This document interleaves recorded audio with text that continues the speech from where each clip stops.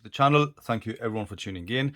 Now, first and foremost, I would like to welcome myself back. I have been on a short hiatus. I think the last video I posted was about 25 days ago. So I've just been busy, generally with just normal life stuff, personal stuff. I've just moved to a new job, etc. We've had a mini heat wave. I've had COVID. So a lot of things have happened in those 25 days. And I felt I needed a bit of a break from actually doing watch reviews. But on the side, I have been pursuing my modding hobby and I've taken it a step further. So I've been focusing on my Etsy store. Now, if you guys have my link on Instagram, you'll know I've been posting a bunch of pictures of the mods I've been doing. So please feel free to check out the Etsy store that I've got live and functioning now. There's been a fair few orders on there. People seem to be loving what I'm making. So in the description, you'll find the link to my Etsy store. Even if you don't want to purchase anything, I would appreciate the foot traffic. If you just come on the site, check it out, save it, favorite it, whatever, just adds some exposure to the store. So you guys can do that, and that's what I've been really busy with. Now, as a result of that, I've had watches stacking up. So what I am going to do is going to overwhelm your senses and give you a 3 or 4 watch unboxing. As you can see, I've got a San Martin here, I've got a black box here, I've also got a couple of Ciga design watches. So I've got quite a bit to get through, and I think I need an unboxing to kind of ease me back into making videos. As I said, I've had a fair bit of time off, and now I'm all relaxed and ready to go back to work. So the first watch I'm going to unbox for you guys is a Boderry. This is a SeaTurtle. So let me just open the box before I continue.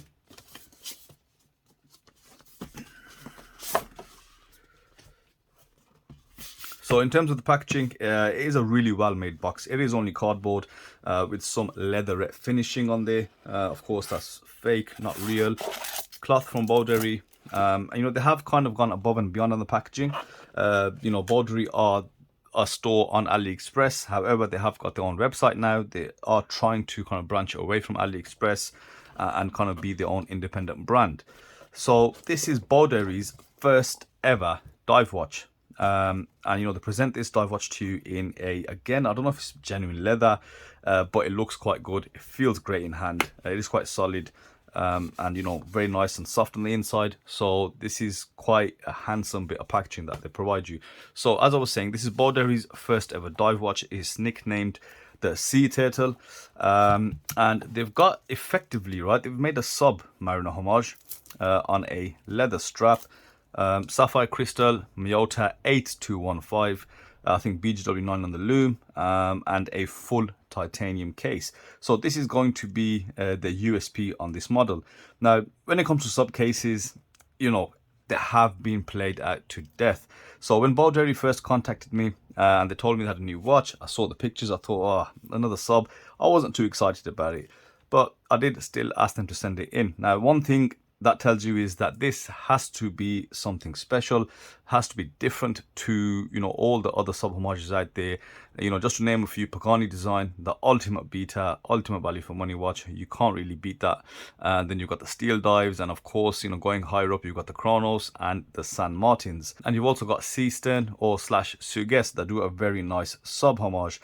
So we have seen this design. It is slightly played out, so I want to give this a fair run and see how it is. So it's very light, being titanium. It does have fairly decent looks. You've got an aluminium bezel insert.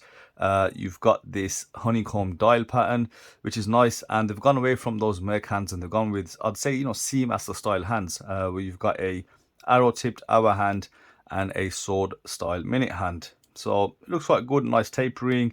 The bezel, let's have a look at the bezel. It's okay. Okay, not much movement in there at all. Clicks are decent, bearing in mind it is full titanium, so the bezels don't always sound the same. Crown signed as well. Decent crown guards. Fully brushed case. It does give you a slight Steinhardt appearance, I suppose, because of this titanium look. Leather strap's good, very supple. But yeah, I think straight off the bat on the specs, one of the downfalls may be the fact that they're using an 8215 Miyota. Now, not that they're an unreliable movement, it is a very reliable movement, but it's just quite dated now. It doesn't actually hack. So they have made a new one, the 8315, which is kind of better, but you can see little things the movement does. If I turn the hands back, that second hand is jumping. The second hand also jumps as it goes down. So it's not the best movement to use, I'd say. But the price point on this watch is £116 or $140 from their website, which isn't a bad price considering a titanium watch. But this is the Boderry SeaTurtle, and we'll have a look at that in a lot more detail in the follow-up videos. So let's move away from that. Let's open up another one. So next up is a Ciga design. I've actually got two Ciga designs. So one is an older model, one is a newer model. So the newer one is the M series. This watch is currently doing the rounds on the YouTube circuit, so you may have already seen this. Now with Ciga design, I didn't get the previous models like that.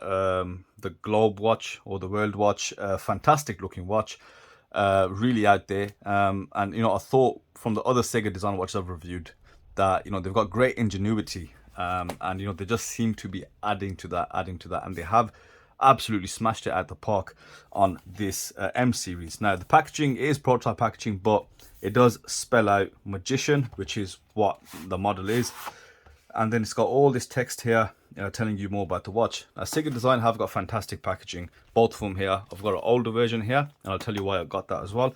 You know, it looks like a thick book initially when you get it in your hand. Very clean, crisp. You know, it does look extremely professional. But then again, they have won numerous awards recognized by, you know, Germany, etc. So, you know, they do have a good recognition in the European market. And like I said, they've won numerous awards. So this watch is actually live on Indiegogo, or it will be live very soon. I don't have any pricing, unfortunately. They didn't give me that in the press release material, but I have asked the question, so hopefully for the full review I can maybe get an idea on price. Now what makes this watch incredible is the fact that you've got 3 different cases that also come with it, making it interchangeable watch. Now we've seen that from Proxima. They had that idea slightly, but they haven't fully gone through with the idea, where they've only got a couple of cases that you can replace. But the way they've done it, it kind of defeats the purpose, and they never really owned that design, should I say. So what you get here is your strap. You've got 3 cases, all milled out. Look quite good actually, but instantly first thing you're going to see is that the cases are quite large. You know, it's not a small watch by any means. And this is a way of Ciga design absolutely flexing their engineering and design muscles. If you look at the design team, you've got an international mix of designers, and they all look quite balmy, in all honesty, no offense. So they are going to come up with some crazy looking stuff. So this is the actual case. You've got an automatic seagull movement in there. I'll go into more detail on that when I do the review. As I said, price I don't really know, but you've got sapphire crystal, a full hollowed out mechanism, chassis over here. And one thing about Ciga design watches is the fact, you know, they tried their best to kind of make it purpose built. They tried to design the whole chassis around the movement, so you know, it is quite aesthetically pleasing as well. Now the latest designs from Ciga have been kind of away from function. I think they might try to be the Chinese Jacob and Go. Who knows? But yeah, this is their watch, and I'll be interested in kind of seeing it on all these different cases. One thing I do know, I have had a bit of a play with this, is you've got 2 push buttons on either end, and literally the way you put the watch together is you just find the recess for the crown and just slip it over the top. Perfect fit. And to remove it, again, you just push on either end, and you know, it releases itself. So you know, even though they made an interchangeable case, they actually thought about the practicality of it as well, whereas Proxima, you had to unscrew the shroud in order to change it. So I really like that. And if anything, you know, looking at it, even if it's not a watch that's something I'd wear or you would wear, I like when watches do these kind of things. You know, I've got an engineering background, so I absolutely love looking at designs and how, you know, companies just, you know, go about designing components and how they all make it fit. So this is no doubt in hand feels like an extremely well built watch, but of course a couple of issues you're going to have is just on wearability and functionality. So enough said on that. Let's put this away for another day. Let's put that back. But just look how, you know, purpose made everything is. Everything fits where it should. You know, it's a nice piece definitely to have around, especially if you've got a very large collection and you're getting bored. It's definitely great to look at something different. So the next Ciga design, I've got the Z series. Now this watch, I think it's about 2 or 3 years old.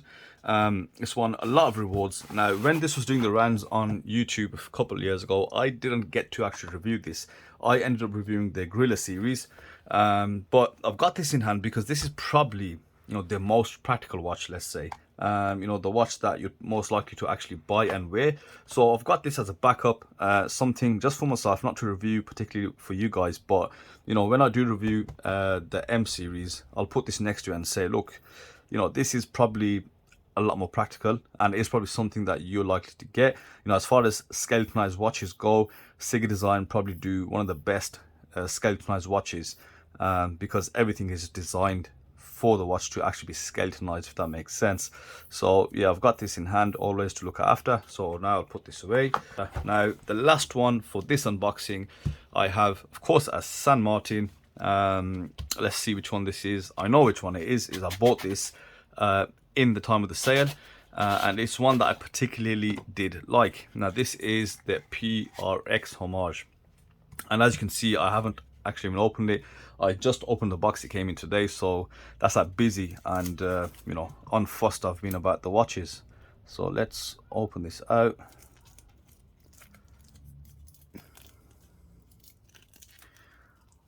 A gorgeous blue sunray dial. This is the color I went for, obviously. Lovely case profile. You know, being a San Martin, you're pretty safe to say that, you know, that finishing level is going to be just absolutely amazing. Flat surface to the case, polished bezel, the polishing on the sides, no clear sharp edges as of yet,